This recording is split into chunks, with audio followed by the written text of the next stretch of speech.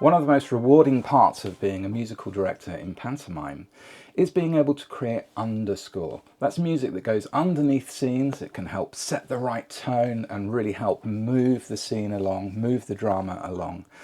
So today I thought I'd share with you some thoughts I have about writing music for a magical character. That could be a fairy godmother or a magician in the show, that kind of thing. And it all starts, of course, with getting the right sounds.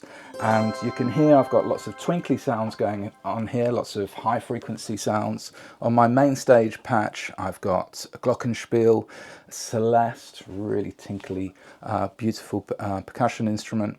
I've also got acoustic guitar, harp, right in the middle kind of frequencies, and crotales at the top. It's another beautiful percussion instrument. Really lends itself to a magical twinkly sound. And also in the background, very lightly, I've got a little pad that's going on, which is just kind of holding the whole thing together, really. So what should we play? Well, you may well have heard this before. That's a whole tone scale. It really does conjure up this kind of dreamlike, magical quality. And the reason for that is that it doesn't really have a clear tonal center. It's symmetrical. And because of that, it gives us this kind of ambiguous sound. It's been used a lot in film music and TV music over the years.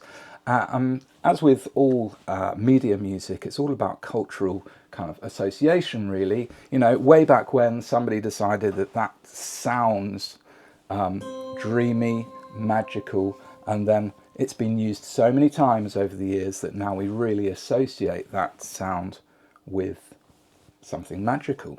So that's a good start, and I would suggest that could be a good entrance for the fairy godmother or a magician.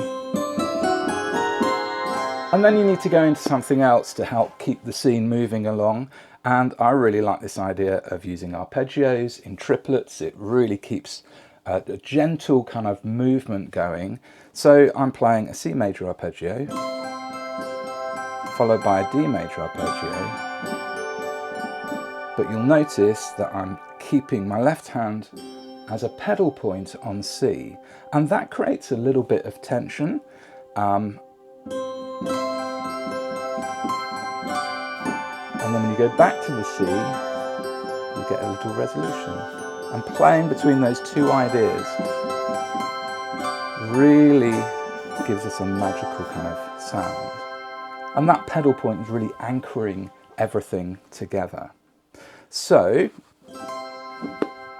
there's a couple of ideas. How about something a little bit different, a little bit more modern? How about using the pedal point with your right hand and then adding some chords underneath?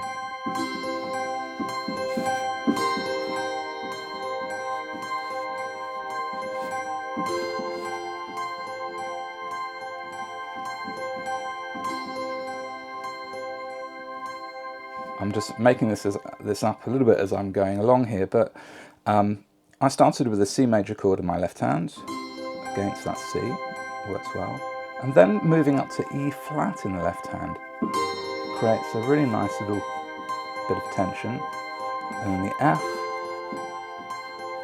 major chord, bring us back to C. So there we go. There are some ideas for a magical musical underscore for use in live theatre, and hopefully you found that interesting and maybe even a little bit helpful. Thank you so much for joining me today. It's been really nice to have your company, and I look forward to seeing you on the next one. Thank you very much. See you later. Bye.